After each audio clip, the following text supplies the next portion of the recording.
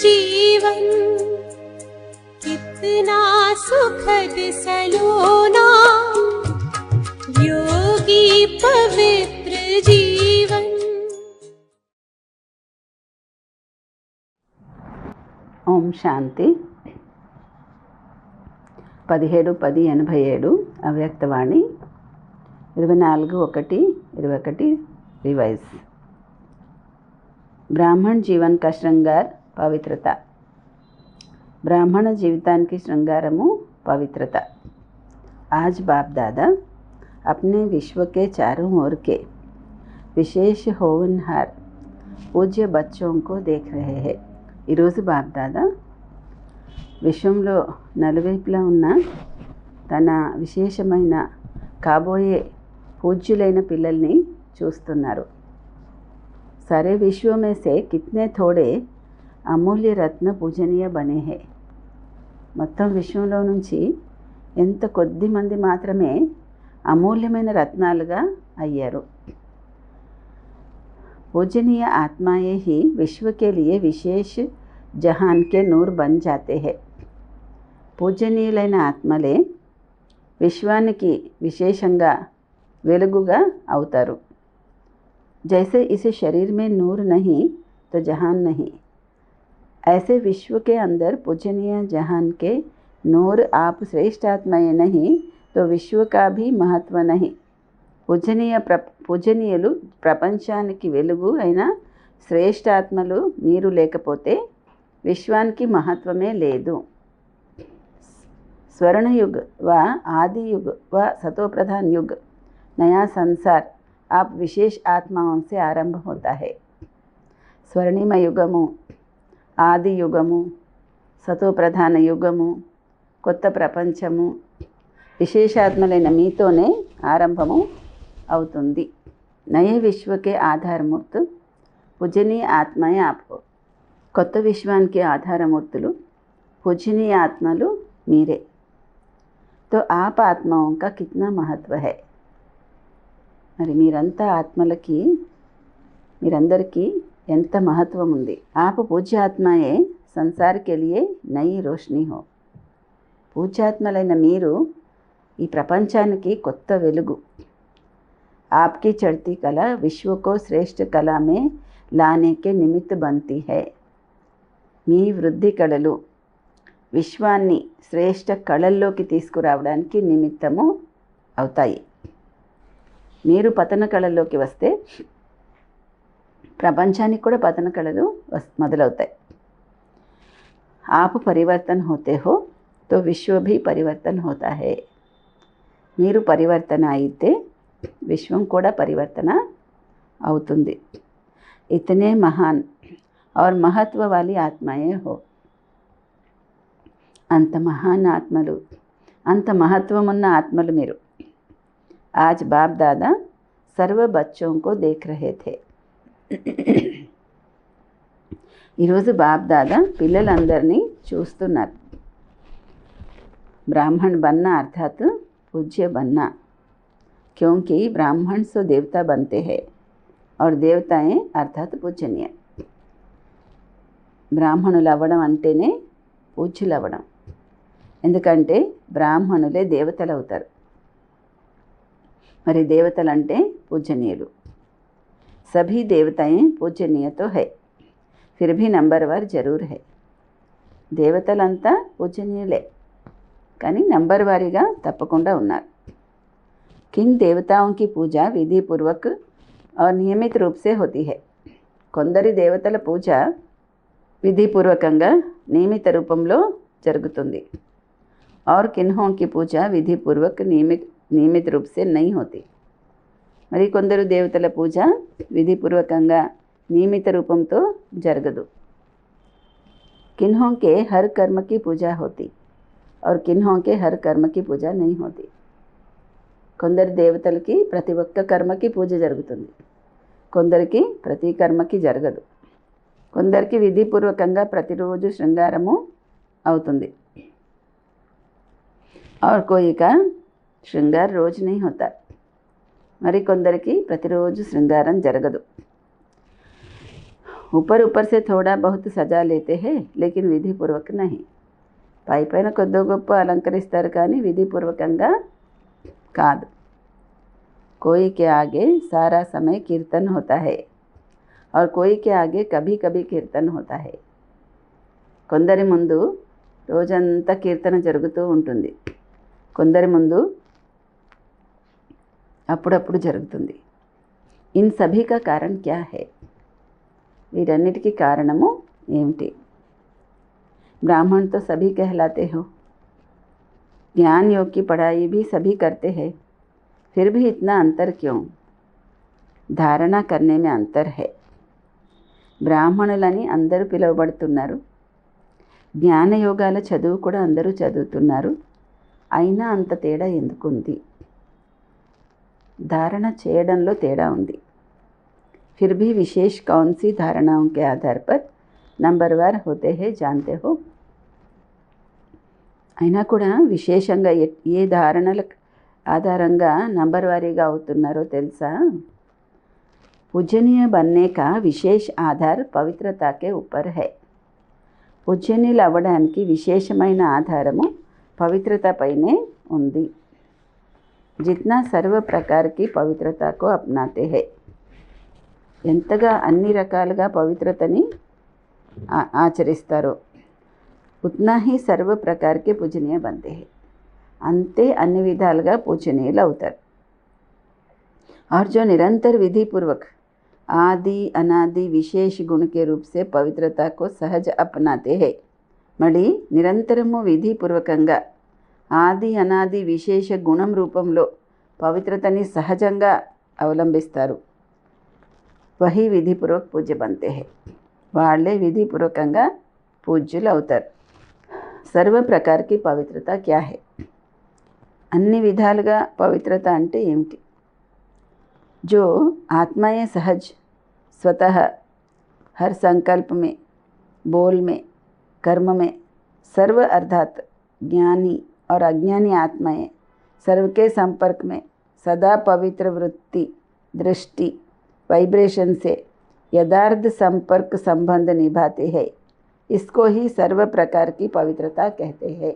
ఎవరైతే ఆత్మలు సహజంగా స్వతహాగా ప్రతి సంకల్పంలో, మాటలో, కర్మలో అన్ని విధాలుగా అనగా జ్ఞాని అజ్ఞాని ఆత్మలతో సంపర్కంలో సదా అంటే అందరి సంపర్కంలోనూ సదా పవిత్ర వృత్తి, దృష్టి, వైబ్రేషన్స్తో యథార్థ సంపర్కము సంబంధము నిలుపుకుంటారు.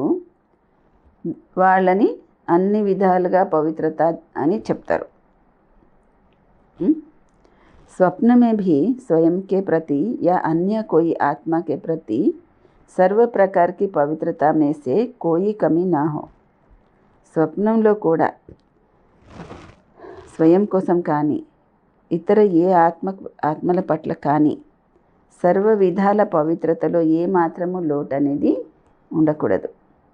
मानो स्वप्न में भी ब्रह्मचर्य खंडित होता है, वह किसी आत्मा के प्रति किसी भी प्रकार की ईर्ष्या व आवेश के वश कर्म होता या बोल निकलता, क्रोध के अंश रूप में भी व्यवहार होता है, तो इसको भी पवित्रता का खंडन माना जाएगा.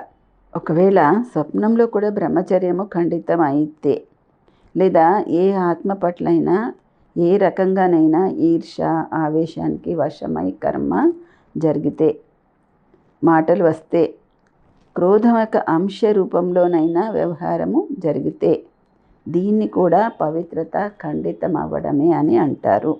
सोचो जब स्वप्न का भी प्रभाव पड़ता है तो साकार में किए हुए कर्म का कितना प्रभाव होगा.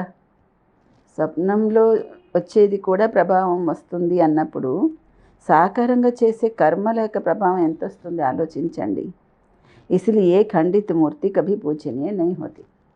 అందుకే ఖండితమైన మూర్తి ఎప్పుడూ పూజనీయము అవ్వదు. ఖండిత మూర్తియా మందిరో మే नहीं रहती. ఖండిత మూర్తులు ఆలయాల్లో ఉండవు. ఆజ్కల్కే మ్యూజియం మే रहती. ఇవాళ రేపటి మ్యూజియంలలో ఉంటాయి.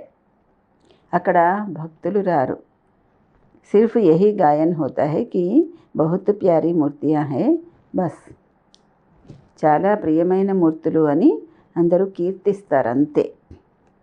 उन्होंने स्थूल अंगों के खंडित को खंडित कह दिया है, लेकिन वास्तव में किसी भी प्रकार की पवित्रता में खंडन होता है तो वह पूज्य पद से खंडित हो जाते हैं. వాళ్ళు ఖండిత మూర్తులని స్థూలమైన అవయవాలు ఖండితం అవ్వడం అని అనుకున్నారు, చెప్పారు. కానీ వాస్తవానికి ఏ రకంగానైనా పవిత్రతలో ఖండన జరిగితే వాళ్ళు పూజ్య పదవి నుండి ఖండితులు అయిపోతారు. ऐसे चारों प्रकार की पवित्रता विधिपूर्वक है तो पूजा भी विधिपूर्वक होती. ఈ విధంగా నాలుగు విధాలుగాను పవిత్రత విధిపూర్వకంగా ఉంటే పూజ కూడా విధిపూర్వకంగా జరుగుతుంది. మనస్సు, వాక్కు, కర్మలో సంబంధము, సంపర్కం కూడా వచ్చేస్తుంది. మరియు స్వప్నంలో కూడా పవిత్రత. 4 రకాల పవిత్రత అంటే మనస్సు, వాక్కు, కర్మలో సంబంధ సంపర్కాలు కూడా వచ్చేస్తాయి. మరి స్వప్నంలో కూడా పవిత్రత, దీన్ని సంపూర్ణ పవిత్రత అని చెప్తారు. कई बच्चे अलबेलेपन में आने के कारण चाहे बड़ों को चाहे छोटों को इस बात में चलाने की कोशिश करते हैं कि मेरा भाव बहुत अच्छा है लेकिन बोल निकल गया, वह मेरी एम ऐसे नहीं थी लेकिन हो गया. या कहते हैं कि हंसी मजाक में कह दिया अथवा कर लिया, यह भी चलाना है, इसलिए पूजा भी चलाने जैसी होती है. కొందరు పిల్లలు నిర్లక్ష్యంలోకి వచ్చిన కారణంగా పెద్దవాళ్ళని చిన్నవాళ్ళని కూడా ఈ విషయంలో నడిపించుకోవడానికి ప్రయత్నం చేస్తారు. నా భావము చాలా మంచిగా ఉంది కానీ మాటలు అలా వచ్చేసాయి అని, లేదా నా లక్ష్యం అలా కాదు, నా ఉద్దేశం అలా కాదు కానీ అలా జరిగిపోయింది అని, లేదంటే వేళాకోళంగా అలా మాట్లాడేసాను చేసేసాను అని. ఇది కూడా నడిపించుకోవడమే. అందుకే వాళ్ళకి పూజ కూడా నడిపించేలాగే జరుగుతుంది. అంటే ఏదో నడిపించాలి కదా కార్యక్రమాలు అలాగా. यह अलबेलापन संपूर्ण पूज्य स्थिति को नंबरवार में ले आता है. ఈ నిర్లక్ష్యము సంపూర్ణ పూజ్య స్థితిని నంబర్వారీలోకి తీసుకొస్తుంది. यह भी अपवित्रता के खाते में जमा होता है. ఇది కూడా అపవిత్రత యొక్క ఖాతాలో జమ అవుతుంది. सुनाया ना, पूज्य पवित्र आत्माओं की निशानी यही है. చెప్పాను కదా, పూజ్య పవిత్ర ఆత్మల యొక్క గుర్తులు ఇవే. उन्होंने चारों प्रकार की पवित्रता स्वाभाविक, सहज और सदा होगी. వాళ్ళలో 4 విధాలుగాను పవిత్రత స్వాభావికంగా, సహజంగా, సదా ఉంటుంది. उनको सोचना नहीं पड़ेगा, लेकिन पवित्रता की धारणा स्वतः ही यथार्थ संकल्प, बोल, कर्म और स्वप्न लाती है. వాళ్ళు ఆలోచించవలసిన పని ఉండదు, కానీ పవిత్రత యొక్క ధారణ వల్ల యథార్థమైన సంకల్పాలు, మాటలు, కర్మలు, స్వప్నము స్వతహాగానే ఉంటాయి. यथार्थ अर्थात एक तो युक्तियुक्त, दूसरा यथार्थ अर्थात हर संकल्प में अर्थ होगा, बिगर अर्थ नहीं होगा.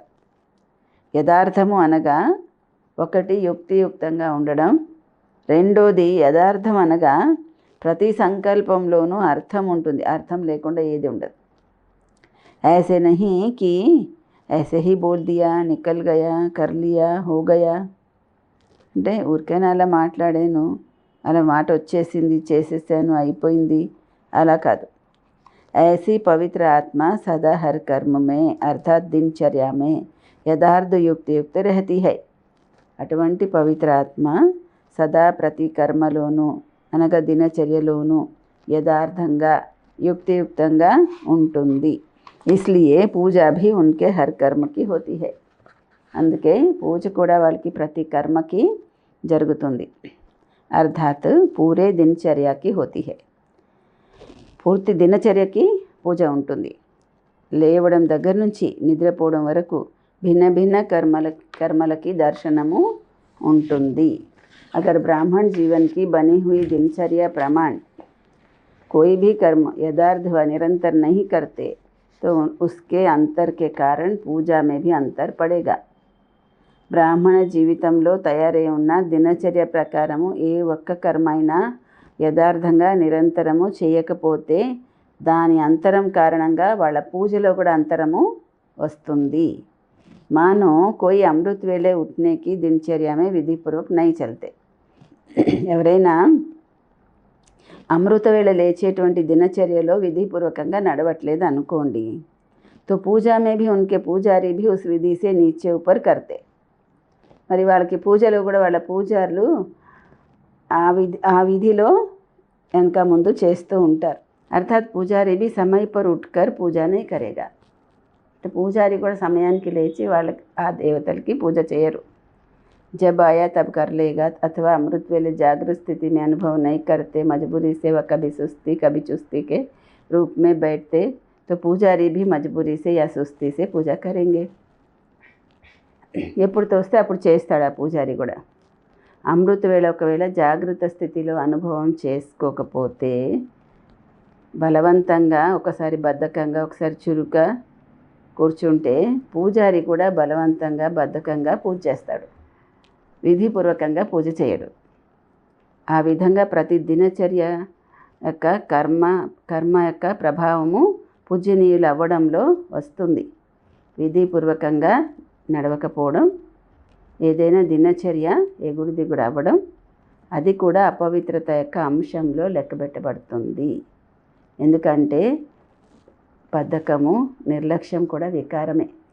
యథార్థ కర్మ కానిదల్లా వికారమే. ఎంత స్పష్టంగా వివరిస్తున్నారు బాబా. మరి అపవిత్రత యొక్క అంశం కదా, యథార్థ కర్మ కానిదల్లా వికారమే అన్నప్పుడు అది కూడా అపవిత్రత యొక్క అంశమే. ఈ కారణంగా పూజ్య పదవిలో కూడా నంబర్ వారీగా అయిపోతారు. మరి ఫౌండేషన్ ఏమిటి దానికి? పవిత్రత. పవిత్రత యొక్క ధారణ చాలా సూక్ష్మమైనది. పవిత్రత ఆధారంగానే కర్మ యొక్క విధి గతికి ఆధారం ఉంది. పవిత్రత కేవలం స్థూలమైన విషయం కాదు. బ్రహ్మచారిగా ఉన్నారు, నిర్మోహి అయిపోయారు, కేవలం దీన్ని మాత్రమే పవిత్రత అని అనరు. పవిత్రత బ్రాహ్మణ జీవితానికి శృంగారం. మరి ప్రతి సమయంలోనూ పవిత్రత యొక్క శృంగారాన్ని అనుభూతి రూపంలో, నడవడిలో ఇతరులకి కలగాలి. దృష్టిలో, ముఖంలో, చేతుల్లో, పాదాల్లో సదా పవిత్రత యొక్క శృంగారము ప్రత్యక్షం అవ్వాలి. ఎవరైనా మీ రూపం వైపు చూస్తే మీ ఫీచర్స్లో వాళ్ళకి పవిత్రత యొక్క అనుభవం అవ్వాలి. మిగతా అన్ని రకాల ఫీచర్స్ వర్ణన చేస్తారు కదా, అలాగే ఈ వర్ణన కూడా చెయ్యాలి.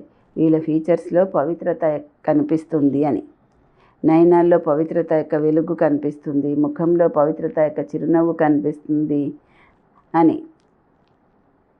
వేరే ఇంకే విషయం వాళ్ళకి కనిపించకూడదు. దాన్నే పవిత్రత యొక్క శృంగారంతో ఉన్నటువంటి మూర్తులని చెప్పాలి. అర్థమైందా? అంటే మనలో శాంతి ఉంది, ఎంత శాంతమూర్తిగా ఉన్నారు, ఎంత ప్రసన్నంగా ఉన్నారు అని వర్ణన చేస్తున్నారు కదా మిగతా గుణాల్ని. అలాగే మనలో మనం పవిత్రతని సంపూర్ణంగా ధారణ చేస్తే దాన్ని కూడా ఆ విధంగానే అనుభవం చేసుకుంటారు ఎదుటివాడు. పవిత్రత యొక్క గుహ్యత అయితే ఇంకా చాలా ఉంది, అది చెప్తూనే ఉంటాను. కర్మల యొక్క గతి గుహ్యము కదా, అలాగే పవిత్రత యొక్క పరిభాష కూడా చాలా గుహ్యమైనది. మరి పవిత్రతయే ఫౌండేషన్ కూడాను. అచ్చా, ఈరోజు గుజరాత్ వాళ్ళు వచ్చారు. గుజరాత్ వాళ్ళు సదా తేలిగ్గా ఉండి నాట్యం చేస్తారు. శరీరంతో భారీగా ఉన్నప్పటికీ కూడా తేలికైపోయి నాట్యం చేస్తారు.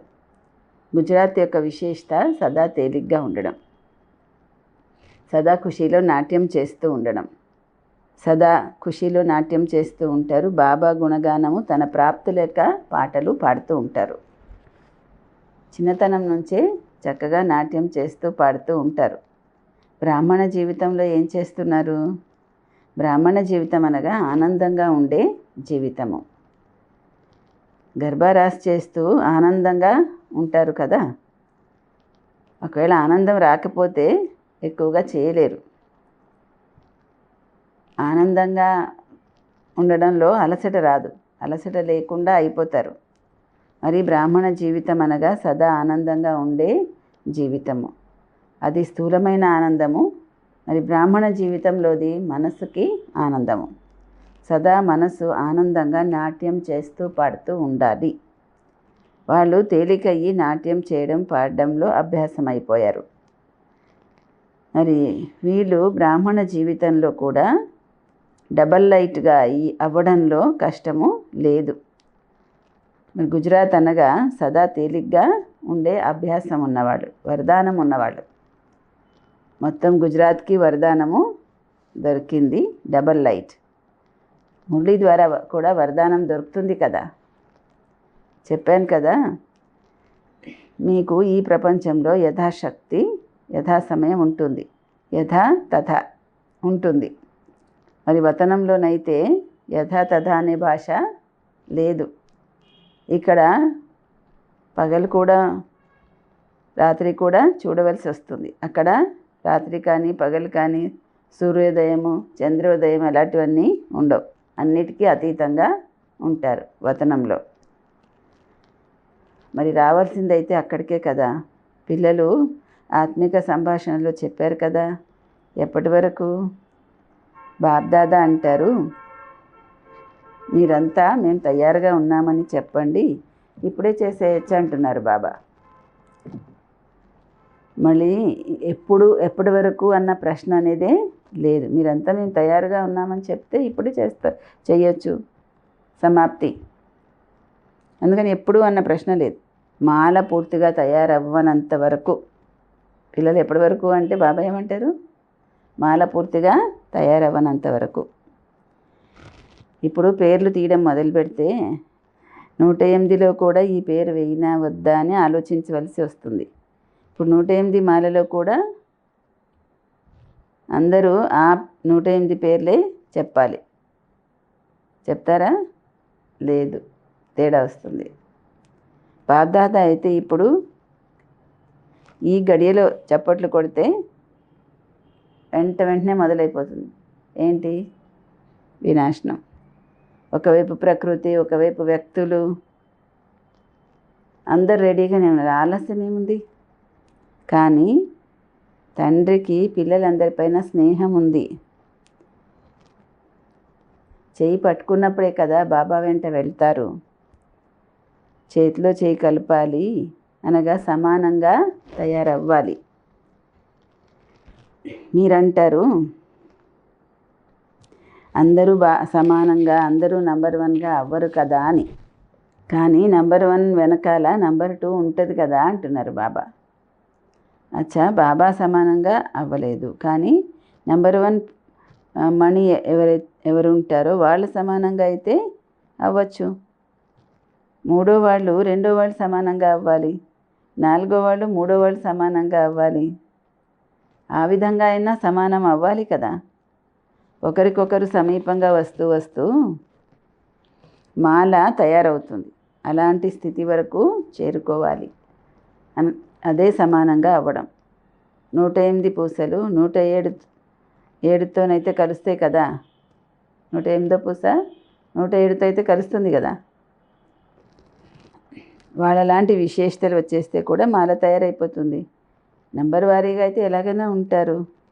అర్థమైందా? తండ్రి అయితే చెప్తారు, ఇప్పుడు అందరూ తయారుగా ఉన్నామని గ్యారంటీ ఇచ్చేవాళ్ళు ఎవరన్నా ఉన్నారా అని అడుగుతున్నారు.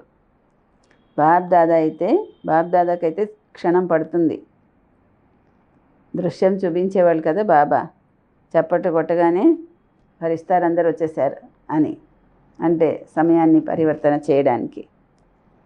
అచ్చా, నలువైపులా ఉన్న పరమ పూజ్యులైన శ్రేష్ఠాత్మలకి, సర్వసంపూర్ణ పవిత్రత లక్ష్యాన్ని చేరుకునే తీవ్ర పురుషార్థి ఆత్మలకి, సదా ప్రతి కర్మలో విధిపూర్వకంగా కర్మ చేసే సిద్ధిస్వరూప ఆత్మలకి, సదా ఎల్లప్పుడూ శృంగారించబడిన విశేషాత్మలకి బాబ్దాదా యొక్క స్నేహ సంపన్నమైన ప్రియ స్మృతులు నమస్తే. పాటిల్తో కలుసుకోవడం. విశ్వంలో అందరికంటే ఎక్కువ శ్రేష్ఠ భాగ్యవాన్గా మిమ్మల్ని మీరు భావిస్తున్నారా? విశ్వమంతా ఏ శ్రేష్ఠ భాగ్యం కోసం పిలుస్తూ ఉన్నారో మా భాగ్య ద్వారాలు తెరుచుకోవాలని. ఇప్పుడు మీ భాగ్యము తెరుచుకుంది. దీనికంటే ఎక్కువ సంతోషాన్ని ఇచ్చే విషయం ఏముంటుంది? భాగ్య విధాతయే స్వయంగా మన తండ్రి. అంత నశ ఉందా? మీ పేరే భాగ్య విధాత, మరి మీ భాగ్యం ఎలా ఉంటుంది? దీనికంటే గొప్ప భాగ్యం ఇంకెవరికన్నా ఉంటుందా? మరి సదా ఇదే ఖుషీలో ఉండాలి. భాగ్యము మా జన్మ సిద్ధాధికారం అయిపోయింది అని. తండ్రి దగ్గర ఉన్నటువంటి ఆస్తి అంతటికి పిల్లలు అధికారి అవుతారు కదా. మరి భాగ్య విధాత దగ్గర ఏముంది? భాగ్యం యొక్క ఖజానా ఉంది. ఆ ఖజానా పైన మీ అధికారము ఉంది. మరి ఎల్లప్పుడూ వాహన భాగ్యము, భాగ్య విధాత తండ్రి అని ఇదే పాటలు ఖుషీగా పాడుతూ ఎగురుతూ ఉండండి. ఇంత శ్రేష్ఠ భాగ్యం పొందిన వాళ్ళకి ఇంకేం కావాలి? భాగ్యం అంటే అందులో అన్నీ వచ్చేస్తాయి. భాగ్యవాన్ ఆత్మ దగ్గర తనువు, మనస్సు, ధనము, జనము అన్నీ ఉంటాయి. శ్రేష్ఠ భాగ్యం అనగా ఏ వస్తువు లోటు లేదు. ఏమైనా లోటు ఉందా? ఇల్లు మంచిది కావాలి, కారు మంచిగా కావాలి కాదు. మనస్సుకి ఖుషి దొరికిన వాళ్ళకి సర్వప్రాప్తులు ఉంటాయి. కారుదేముంది, కానీ కారు ఖజానా దొరికింది అంటున్నారు బాబా. వస్తువు లోటు అనేది లేదు. అటువంటి భాగ్యవాన్ ఆత్మలు మీరు వినాశీ కోరికలు ఏం పెట్టుకుంటారు? ఈరోజు ఉన్నది రేపు ఉండదు. దానికోసం ఇచ్చ ఏం పెట్టుకుంటారు? అందుకే సదా అవినాశీ ఖజానాల యొక్క ఖుషీలో ఉన్నట్లయితే ఇప్పుడు కూడా మరి మీ వెంట కూడా వస్తుంది భాగ్యము. ఎవరు మీ నుండి దోచుకోలేరు. స్వయం కూడా అమరులు అయిపోయారు. ఖజానాలు కూడా అవినాశిగా దొరికాయి. జన్మ జన్మలు ఈ శ్రేష్ఠ ప్రాలబ్ధము మీ వెంట ఉంటుంది. ఎంత గొప్ప భాగ్యం ఇది! ఇక్కడ ఎటువంటి ఇచ్చ లేదు. ఇచ్చా మాత్రం అవిద్య అయిపోయారు. ఆ విధంగా శ్రేష్ఠ భాగ్యము భాగ్య విధాత తండ్రి ద్వారా లభించింది. ఇంకో గ్రూప్తో స్వయాన్ని బాబాకి సమీపంగా ఉండే శ్రేష్ఠాత్మలుగా అనుభవం చేసుకుంటున్నారా? బాబా పిల్లలు అయిపోయారు అని ఇదే ఖుషి సదా ఉంటూ ఉందా? దుఃఖ ప్రపంచంలో నుండి బయటకు వచ్చి సుఖ ప్రపంచంలోకి వచ్చేసారు కదా. ప్రపంచము దుఃఖంలో మొత్తుకుంటూ ఉంది. మరి మీరు సుఖ ప్రపంచంలో సుఖం యొక్క ఉయ్యాలలూగుతూ ఉన్నారు. ఎంత తేడా ఉంది! ప్రపంచం వెతుకుతూ ఉంది, మీరు బాబాతో మిలనం చేస్తూ ఉన్నారు. మరి సదా మీ సర్వ ప్రాప్తులను చూసి సంతోషంగా ఉండండి. ఏమేం లభించింది దాని లిస్ట్ తీయండి. అప్పుడు చాలా పెద్ద లిస్టు వస్తుంది. ఏమేం పొందారు మీరు? తనువుతో ఖుషి దొరికింది, తనువుకి ఆరోగ్యం దొరికింది, మనసుకి శాంతి దొరికింది. మరి శాంతంగా ఉన్న మనసు విశేషత ఏంటి? ధనంలో కూడా ఎంత శక్తి దొరికిందంటే పప్పు రొట్టి తిన్నా కూడా 36 రకాల సమానంగా అనుభవము అవుతుంది. ఈశ్వరీయ స్మృతిలో పప్పు రొట్టి కూడా ఎంత శ్రేష్టంగా అనిపిస్తుంది. ప్రపంచంలో 36 రకాలున్నా మీ పప్పు రొట్టి ఉన్న ఏది శ్రేష్టమైనది చెప్పండి? దాల్ రోటీయే మంచిది కదా, ఎందుకంటే ఇది ప్రసాదం. ఇప్పుడు భోజనం తయారు చేస్తున్నప్పుడు స్మృతిలో ఉండి తయారు చేస్తారు, స్మృతిలో తింటారు. మరి అది ప్రసాదమే కదా. ప్రసాదానికి మహత్వం ఉంటుంది. మీరంతా రోజు ప్రసాదం తింటారు. ప్రసాదంలో ఎంత శక్తి ఉంటుంది! మరి తనువు, మనసు, ధనము అన్నిట్లోనూ శక్తి వచ్చేసింది. అందుకే అంటారు బ్రాహ్మణుల ఖజానాలో ఏ వస్తువు లోటు లేదు అని. మరి సదా ఈ ప్రాప్తులను మీ ముందుంచుకొని ఖుషీగా ఉండండి, హర్షితంగా ఉండండి. అచ్చా, వరదానం. కర్మ ద్వారా గుణాల దానం చేసేటువంటి డబల్ లైట్ ఫరిష్తా అవ్వండి. కర్మణ ద్వారా గుణాలు దానం చేసే పిల్లల నడవడి మరియు రూపము రెండు ఫరిష్తాలాగా కనిపిస్తాయి. వాళ్ళు డబల్ లైట్ అనగా ప్రకాశమయము తేలికదనం యొక్క అనుభూతి చేసుకుంటారు. వాళ్ళకి ఏ బరువు ఫీల్ అవ్వదు. ప్రతి కర్మలోనూ సహాయము అనుభవం అవుతుంది. ఎవరో శక్తి ఇచ్చి నడిపిస్తున్నారని అనిపిస్తుంది. ప్రతి కర్మ ద్వారా మహాదాని అవ్వడానికి బదులు మహాదాని అయిన కారణంగా వాళ్ళకి అందరి ఆశీర్వాదాలు, అందరి వరదానాల యొక్క ప్రాప్తి అనుభవం అవుతుంది. స్లోగన్: సేవలో సఫలత సితార అవ్వండి, బలహీనంగా కాదు. ఓం శాంతి.